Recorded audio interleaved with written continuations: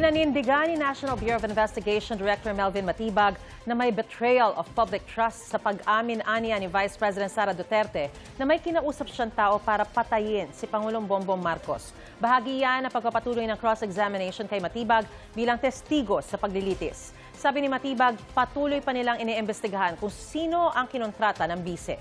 May unang balita si Sandra Aguinaldo.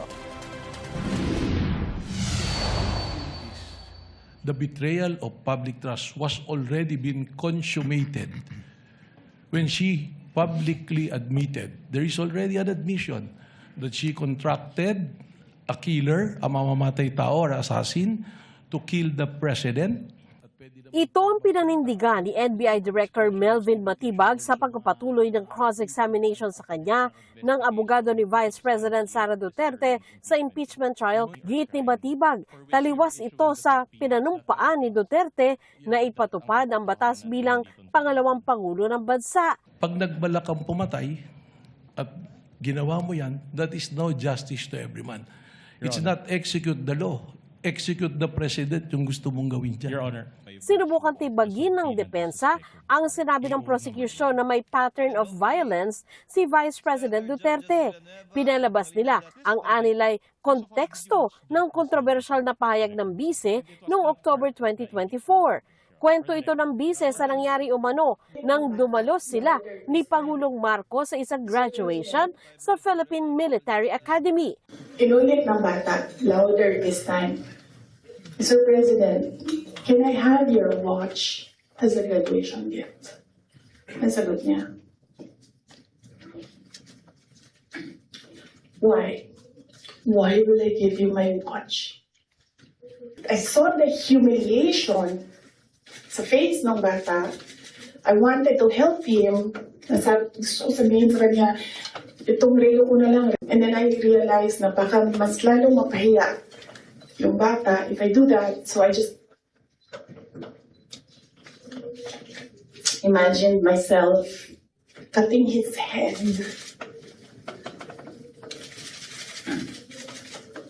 Sunod nito, tinanong ng depensa si Matibag. Didn't you take VP Sara's statement out of context? Mahirap po para sa aming law enforcement na yung ganyang mga statement ay amin pong babaliwalayin.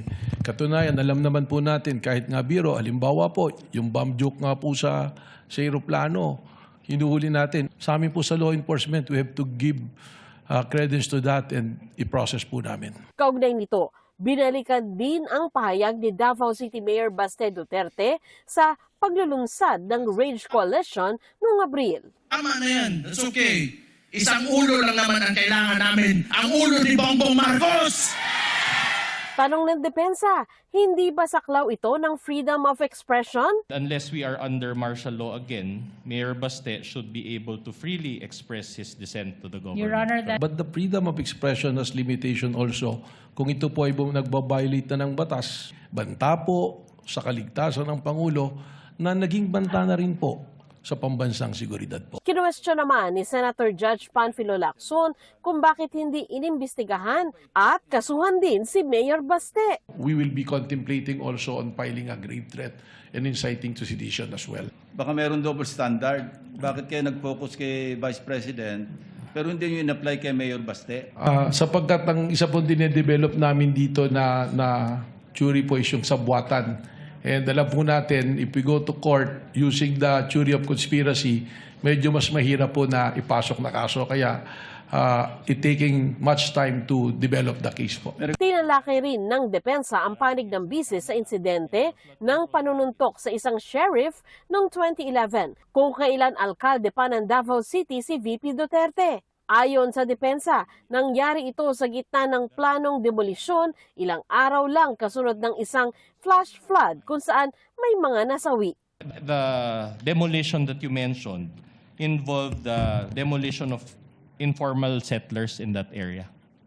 Opo, kaya po may order of eviction. Ibig sabihin po, informal settlers po yung Are you papalis. aware that 30 people died during that incident? I have no knowledge of that, Your Honor. So in other words, are you also aware that it was the sheriff's refusal to provide the 2-hour extension? That's why VP Sara got Well, that Only. is the claim of the then mayor. If you know only, if you know. I have no You knowledge have of that. no knowledge. All right. Binalikan din ng depensa ang affidavit ng nagpakilalang Davao Death Squad hitman na si Arturo Las Cañas na witness din laban kay dating Pangulong Rodrigo Duterte sa kanyang kasong crimes against humanity sa ICC.